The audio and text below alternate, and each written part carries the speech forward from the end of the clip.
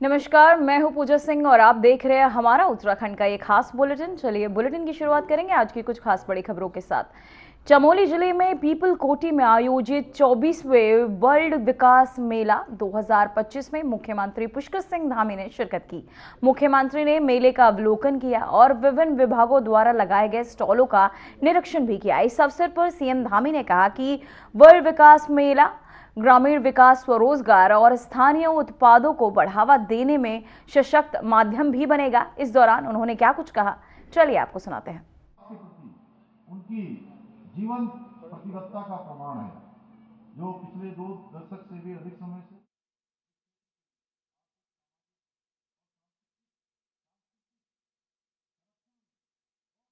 भूमिका निभा रहा है। और इस मेले के माध्यम से किसानों को, कारीगरों को, शिल्पियों को अपने अपने उत्पादों को, हस्तशिल्प और पारंपरिक कला को प्रदर्शित करने का एक बहुत बेहतरीन मंच ये मेला उनको प्रदान करता है। वहीं पर्यटन के और उद्यमिता के प्रोत्साहन और उसके विकास के लिए रोजगार और स्वरोजगार के भी अनेक नए अवसर सर्जित करता है। इस मेले में पौराणिक पांडव नृत्य, जीतू दगड़वाल, रामायण, चक्रव्यूह मंचन एवं महिला रामलीला मंचनों के माध्यम से हमारी जो समृद्ध लोक संस्कृति है उसकी जीवंत झलक इस मेले के माध्यम से हम सबको देखने को मिलती है। साथ ही यहाँ आने वाले लोगों को जो हमारे स्थानीय हस्तशिल्पी हैं, उनके द्वारा जो बनाए गए निर्मित रिंगाल से बने उत्पाद, बुनकरों द्वारा बनाए गए ऊनी वस्त्र और इतनी शानदार टोपी मुझे आज ही यहीं पर जो है भेंट करी, सच में। और मैं देख रहा था कि उनके द्वारा एक पंखी भी मुझे दी गई, अभी यहाँ पर भी दी गई। और हमने इसीलिए पूरे राज्य के अंदर एक व्यवस्था बनाई है कि अब जितने भी सरकारी कार्यक्रम होंगे या अन्य कार्यक्रम होंगे, उन सभी कार्यक्रमों में जो स्मृति चिन्ह दिए जाएंगे या जो भी भेंट दी जाएगी वो हमारे यहाँ के बने हुए उत्पादों की ही दी जाएगी। हमारी महिला स्वयं सहायता समूह की बहनों के द्वारा बनाया हुआ दिया जाएगा। और इसके साथ साथ दालें हैं, झंगोड़ा है, कोड़ी है, कोदे का आटा है, ऐसे स्थानीय उत्पादों की खरीदारी भी इस मेले में लोग कर सकते हैं, करते होंगे। इसके साथ ही 7 दिनों तक चलने वाला ये मेला, इसमें हमारी सरकार के भी विभिन्न विभागों के द्वारा लगाए गए स्टॉलों के माध्यम से जन कल्याणकारी योजनाओं की जानकारी भी उपलब्ध कराई जा रही है, जिससे क्षेत्र के निवासियों की समस्याओं के निराकरण के साथ साथ जो पात्र लोग हैं जिनको योजनाओं का लाभ मिलना चाहिए, उनको योजनाओं का लाभ दिलाना भी सुनिश्चित इस मेले के माध्यम से किया जा सकेगा।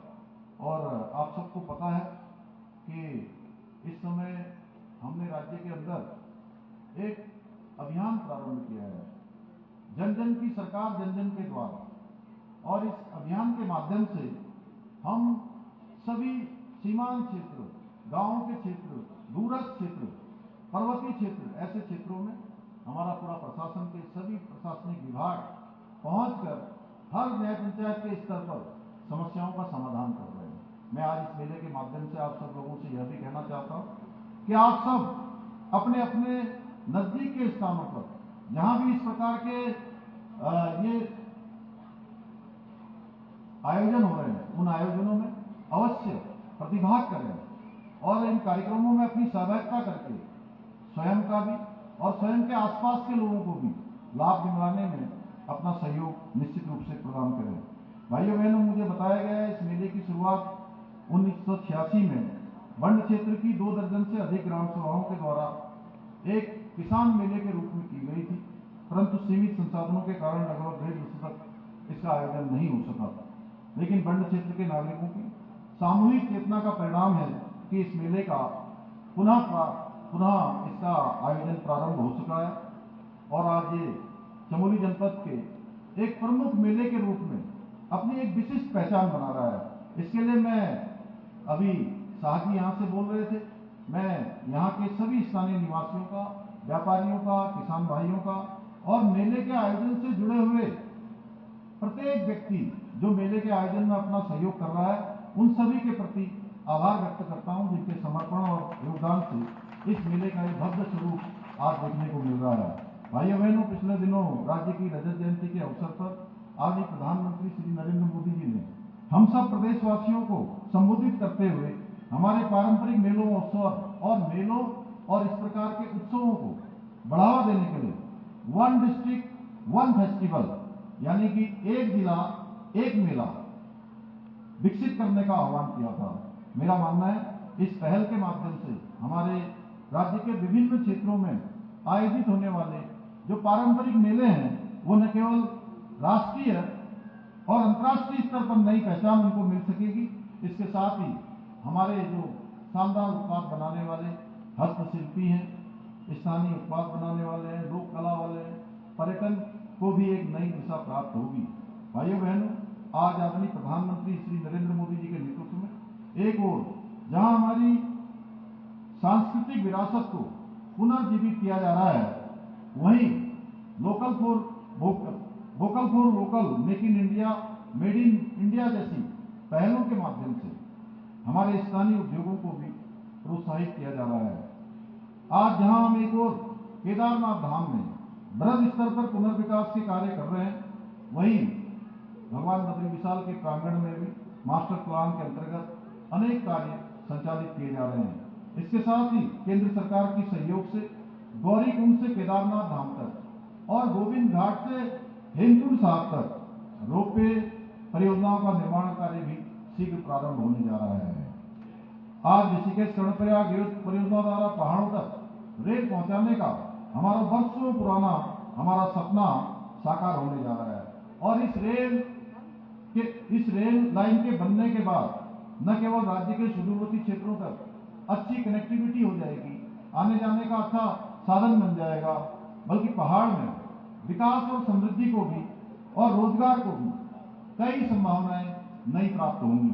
इसके साथ ही आदरणीय प्रधानमंत्री जी के मूल मंत्र समाज में अंतिम व्यक्ति में खड़े व्यक्ति को विकास की मुख्य धारा से जोड़ने का भी प्रयास किया जा रहा है। अंत्योदय के सिद्धांत को आत्मसात करते हुए जिसके अंतर्गत आज जनधन योजना, उज्ज्वला योजना, पीएम आवास योजना, मुफ्त राशन योजना, आयुष्मान योजना जैसी अनेक कल्याणकारी योजनाओं का लाभ प्रदेश के लाखों नागरिकों को मिल रहा है।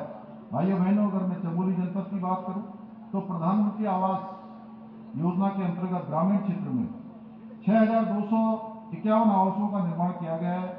साथ ही 14,000 से अधिक नए आवासों का सर्वे का काम पूरा हो चुका है, जिनका कार्य भी बहुत जल्दी चमोली जनपद के निवासियों को मिलेगा।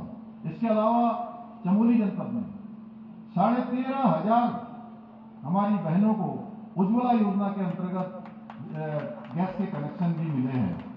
आदरणीय प्रधानमंत्री जी के मार्गदर्शन में हम राज्य के अंदर और भी कई महत्वपूर्ण योजनाओं और नीतियों को सफलतापूर्वक हमने लागू किया है, जिससे राज्य का चहुमुखी विकास हो सके, समाज के अंतिम छोर में पहुंचे हुए व्यक्ति को आगे बढ़ने का अवसर मिल सके। जहां हमने एक जनपद दो उत्पाद योजना के माध्यम से स्थानीय आजीविकाओं के अवसरों को बढ़ाने का काम किया है, वहीं हाउस ऑफ हिमालय ब्रांड इसके माध्यम से हमारे स्थानीय उत्पादों को एक व्यापक पहचान दिलाने का देश और दुनिया में हमने इसको आगे बढ़ाने का काम भी किया है।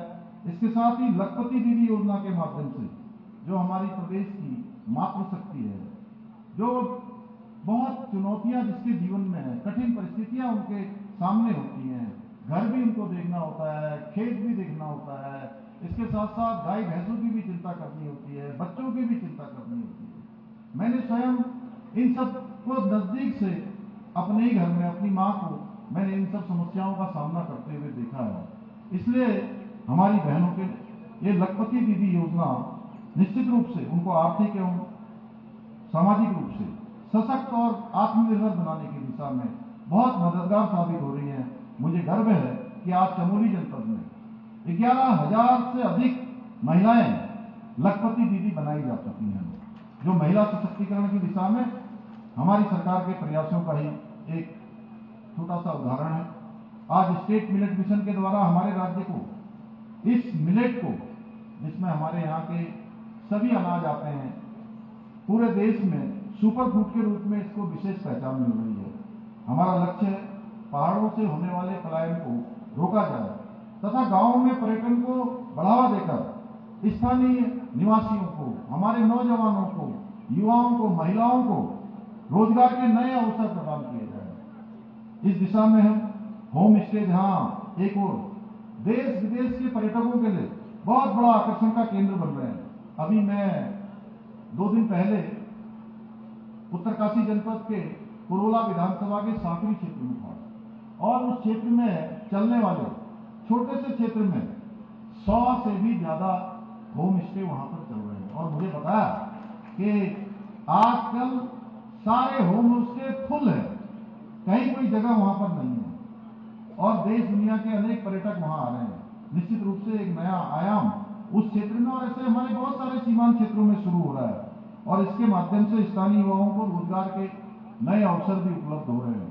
आपको जानकर प्रसन्नता होगी कि चमोली जनपद में होम स्टे योजना के अंतर्गत वर्तमान में 800 से भी अधिक होम स्टे संचालित किए जा रहे हैं, जिसके माध्यम से 4000 से अधिक लोगों ने इस स्वरोजगार को अपनाया है और अपने साथ साथ अन्य लोगों को भी स्वरोजगार से जोड़ने का काम किया है। आज उत्तराखंड का नाम फिल्म शूटिंग के लिए एक पसंदीदा डेस्टिनेशन के रूप में उभरा है। साथ ही प्रधानमंत्री जी ने वेडिंग उत्तराखंड की अपील के बाद अब उत्तराखंड में वेडिंग डेस्टिनेशन के रूप में भी हमारे राज्य को एक नई पहचान मिल रही है। बहुत सारे लोग जहां त्रिपुटी नारायण है, हमारा हरिद्वार, ऋषिकेश, देहरादून, इधर आसपास का क्षेत्र, जोशीमठ का क्षेत्र, होली का क्षेत्र, इस क्षेत्र में आ रहे हैं। इसके अतिरिक्त अन्य स्थानों पर भी बड़ी संख्या में अब लोग अपने मांगल कार्यों के लिए, क्योंकि प्रधानमंत्री जी ने पूरे देशवासियों से आह्वान किया कि अपने मांगल कार्यों को करने के लिए पहले लोग विदेशों में जाते थे, बहुत बड़ी बड़ी धनराशि खर्च करते थे। बड़े बड़े लोग जो है विदेशों में जाकर करोड़ों अरबों रुपया वहां लगाते थे।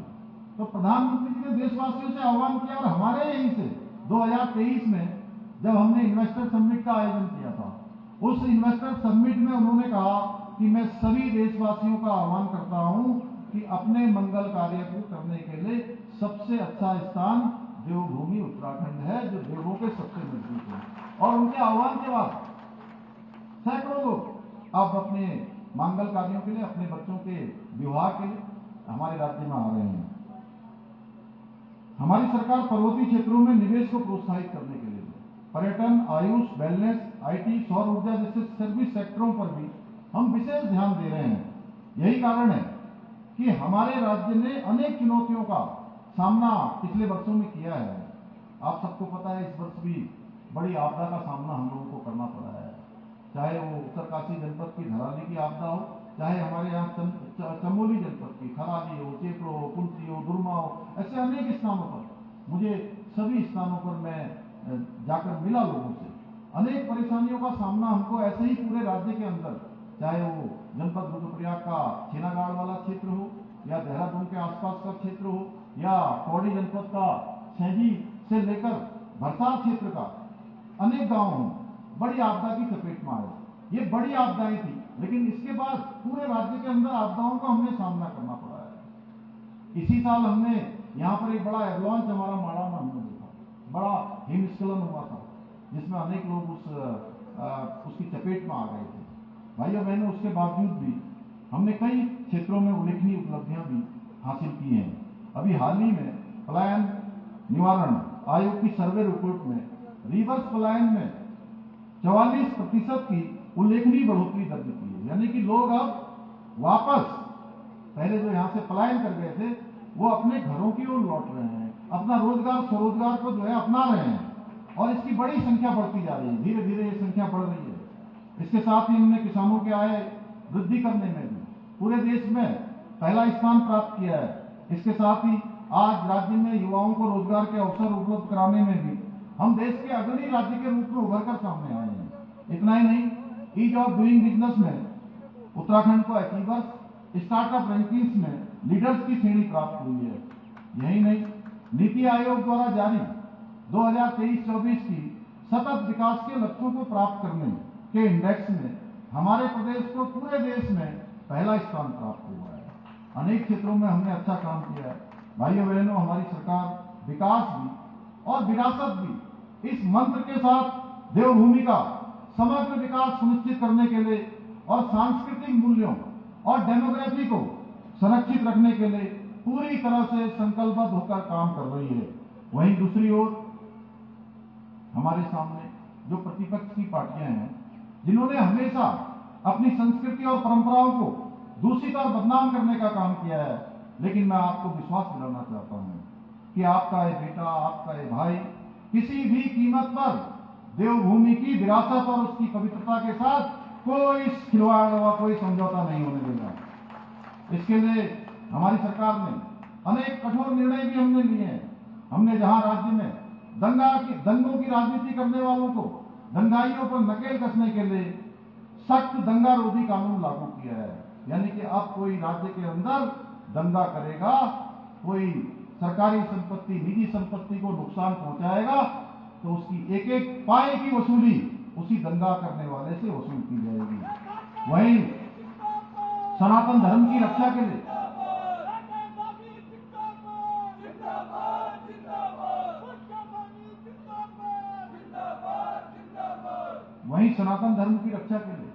हमने धर्मांतरण विरोधी कानून को भी लागू करने का काम किया है। परंतु मैं आज इस बंड क्षेत्र, भगवान बंड के क्षेत्र से कहना चाहता हूं कि हमारे विपक्ष के लोगों को ये कानून अच्छे नहीं लगते हैं, जहां पूरे देश के अंदर हमारे ये कानून उदाहरण के रूप में लिए जा रहे हैं, पूरे देश के अंदर इसको सराहा जा रहा है, लेकिन विपक्ष के लोगों को, भाइयों बहनों, ये कानून अच्छे नहीं लगते हैं। अब आप ही बताइए, क्या दंगाइयों को खुला छोड़ देना चाहिए या धर्मांतरण करने वालों को खुली छूट देनी चाहिए, जो हमारी बहन बेटियों के भविष्य को अंधकार में डालते हैं, उनके जीवन को बर्बाद करते हैं? क्या उनको खुली छूट दी जानी चाहिए?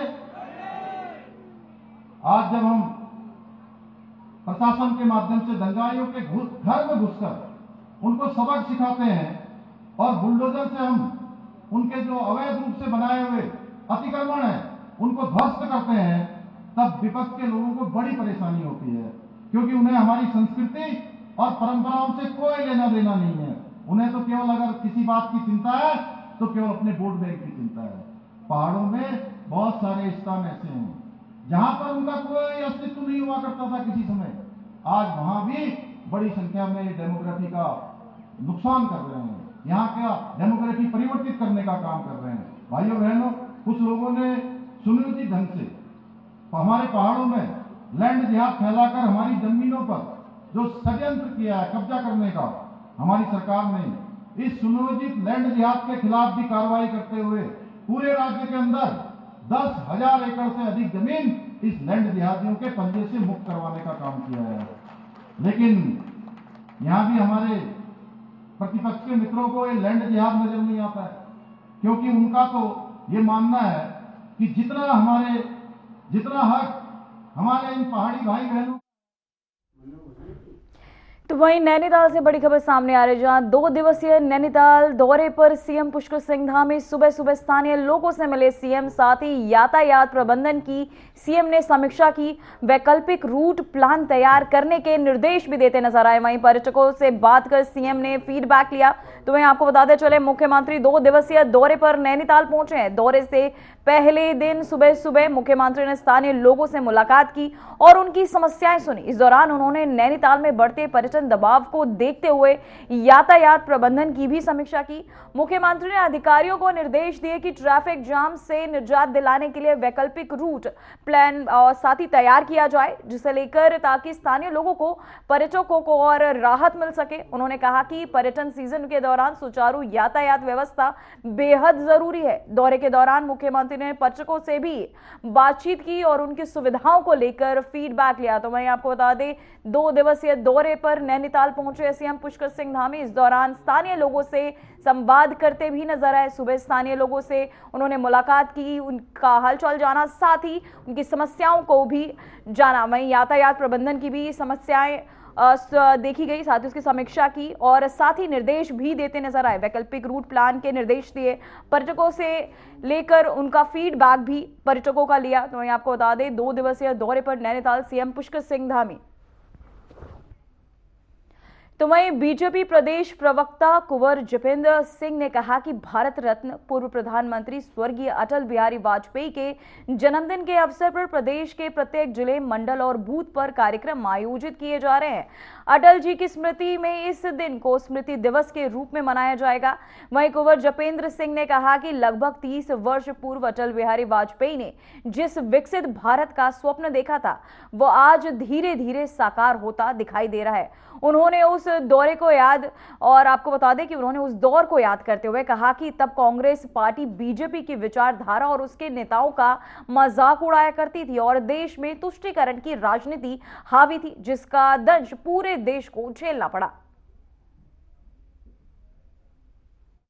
और उनकी स्मृति में इसे स्मृति दिवस के रूप में इस प्रकार से मनाया जा रहा है कि जो स्वप्न उन्होंने विकसित भारत का आज से 30 वर्ष पूर्व देखा था, और वो जमाना भी हमें याद आता है कि जब कांग्रेस भारतीय जनता पार्टी के नेताओं का और विचारधारा का मजाक उड़ाया करती थी, क्योंकि तुष्टीकरण की राजनीति उस समय देश में हावी थी। तुष्टीकरण की राजनीति का दंश पूरा देश झेलता रहा, लेकिन मजबूर था। और आज उस तुष्टीकरण की राजनीति से बाहर निकलकर राष्ट्रवाद की राजनीति, राष्ट्र प्रथम की राजनीति और देश के अंदर जो भगवा और सनातन का वर्चस्व नजर आ रहा है, आज पूरे विश्व में इसकी प्रशंसा हो रही है। तो माननीय अटल बिहारी वाजपेयी जी के सपनों के भारत को बनाने में माननीय प्रधानमंत्री मोदी जी दिन रात जिस तरह से रिजल्ट देने में लगे हुए हैं, वो देशवासियों के लिए एक स्वप्न के साकार होने जैसा है। तो आज पूर्व प्रधानमंत्री स्वर्गीय अटल बिहारी वाजपेयी जी के स्मृति दिवस को हम उन्हें श्रद्धा सुमन अर्पित करते हुए सभी देशवासी, केवल भाजपा के कार्यकर्ता ही नहीं, पूरे संपूर्ण देश के अंदर जितने भी हम सनातनी हैं और जो विश्व पटल पर भारत को बढ़ता हुआ देखना चाहते हैं, उसी रूप में हम मना रहे हैं और भविष्य में भी इसी तरह से मनाते हैं। तो वहीं अंकिता भंडारी हत्याकांड से जुड़े कथित ऑडियो और वीडियो वायरल होने के बाद सियासत गरमाई है। वायरल क्लिप में पूर्व बीजेपी विधायक सुरेश राठौर और खुद उनकी पत्नी बताने वाली, आपको बता दें, अभिनेत्री उर्मिला सनावर के बीच बातचीत में बीजेपी नेता दुष्यंत कुमार गौतम का नाम उभरने के बाद कांग्रेस ने जांच और कड़ी कार्यवाही की मांग करते हुए धरना प्रदर्शन शुरू कर दिया है।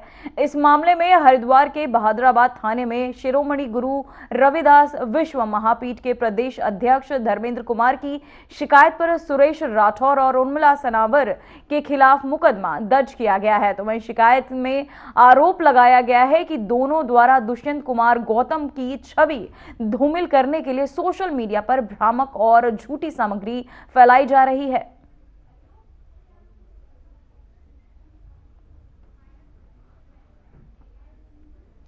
फिलहाल उत्तराखंड की खबरों में इतना ही। मुझे दीजिए इजाजत।